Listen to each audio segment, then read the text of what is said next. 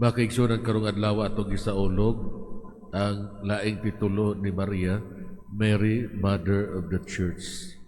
Si Maria parihas nato, wala siya'y particular nga paghigugma sa kasakit o kasubanan. Ang unang pagpahibalo sa iyahang bukasyon ni Arkanghel Gabriel, wala magmensyon ni ini, na puno lang siya uban sa misayanik nga mga saan.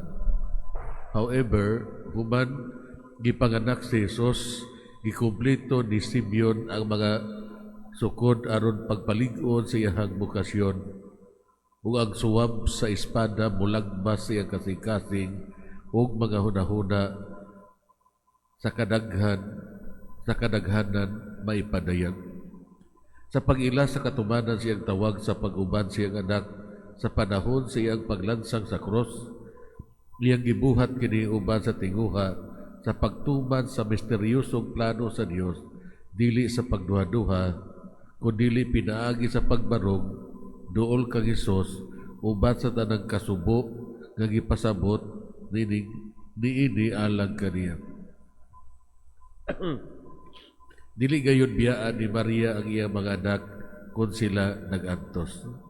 So ganong naghanbang titulo ang mahal nga Birhen Maria. Birhen sa Rigla, Birhen sa Fatima, Birhen sa Guadalupe, inahan sa Kunay Panabang, Birhen sa Lourdes, Our Lady of the Sacred Heart o uban pa. Tungod kay siya uban kanunay sa katawan. Siya ang inahan nga nakigduyog ug nagpakabana sa mga pag-antos siya ang mga anak. Gusto sa mga birhen nga maiusa kita kanunay sa Dios. Ug subayo nato ang katarong, ang dalan sa katarong nga magdala ka nato ngadto sa kinabuhing dayon.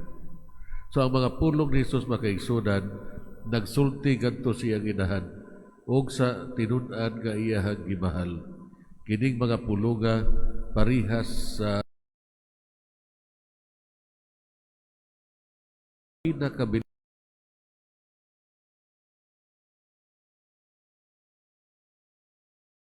Maria, iyahang gihatag ang higala nga iyahang gihigugma nga nanginahanglan kaniya sa iyahang mga kalisdanan.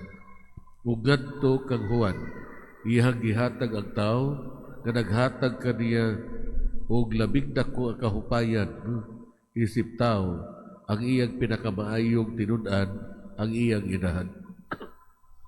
Siya nahibalo nga siya nanginahanglan kaniya ang sinagop nga anak nga maghupay kaniya ug muuban kaniya.